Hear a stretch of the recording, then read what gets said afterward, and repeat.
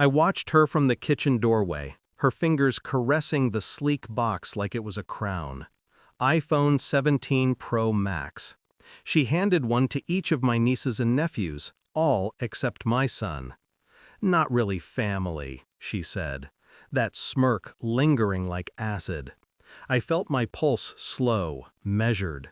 I didn't scream, I didn't cry. I counted. I always count first.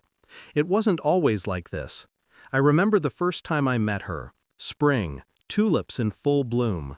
Her eyes warm as she welcomed me into her home. She hugged me like I belonged. I believed it. Foolish. She offered love as bait, and I swallowed it whole. Her house became our sanctuary. My son's laughter once echoed through her halls. Now it bounced off cold marble floors like a reminder we were expendable. I noticed the first settle signs months ago. Invitations that stopped coming. Compliments that never reached me. Her gaze lingering on my husband, approving. But the final proof came in her hand, wrapped in rose gold plastic. The iPhones. The last breadcrumb of affection, reserved for every other child but mine. That was the moment I realized. She wasn't just cruel, she was strategic. And I would be too. I didn't react that day. I let her smugness settle over the room like a fog. I smiled politely, tucked my son under my arm, and left. Behind closed doors, I plotted. Not a temper tantrum, not a public spectacle, a meticulous orchestration. Every move calculated, every angle considered. I had patience, and patience always pays. First, I gathered information. Bank statements, property records, the little discrepancies that reveal character. She prided herself on appearances, on control. I could use that. I documented everything. Favoritism, exclusion, manipulation. I watched her interactions, noted her arrogance, the tiny slips she thought no one noticed. Every detail became ammunition. Then I worked the social front. I created distance where there was closeness. Family outings subtly redirected. Celebrations rearranged. Each moment carefully constructed, so my son's absence was felt, not mourned, but noticed. I didn't speak to her about it. I let the silence build, thick as molasses, heavy and unyielding. Financially, I maneuvered. My husband and I had been smart, careful.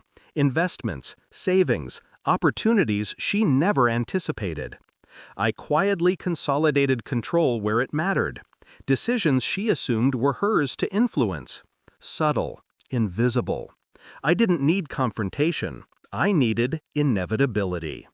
Then came the night of reckoning. A family dinner, candles flickering, laughter floating over polished silverware.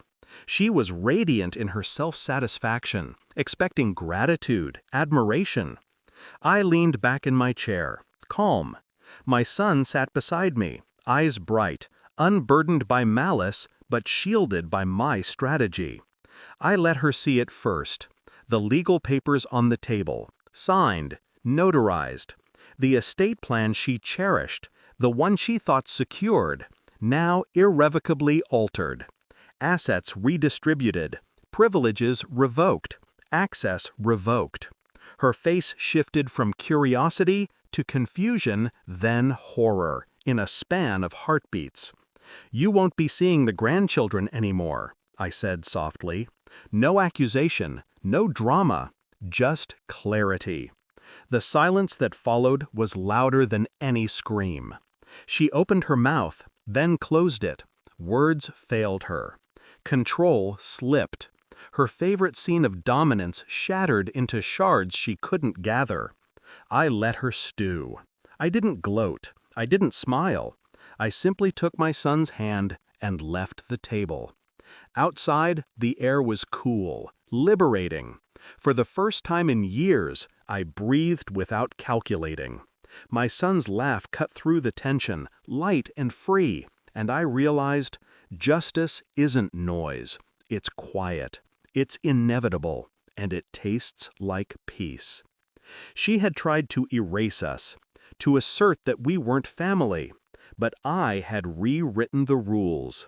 Every gift she withheld, every insult, every condescending word became a step in the architecture of her downfall. I hadn't just responded, I had anticipated, orchestrated, executed. And in that silence, in that unspoken finality, I felt the weight lift. I didn't need her validation, I didn't need her acceptance. My son was mine, our lives intact, our bond untouchable. She had chosen to play God, and I chose to let her fall like one. Watching her retreat into disbelief, powerless, I understood something essential. Revenge isn't about ruin, it's about reclaiming. And I had reclaimed everything.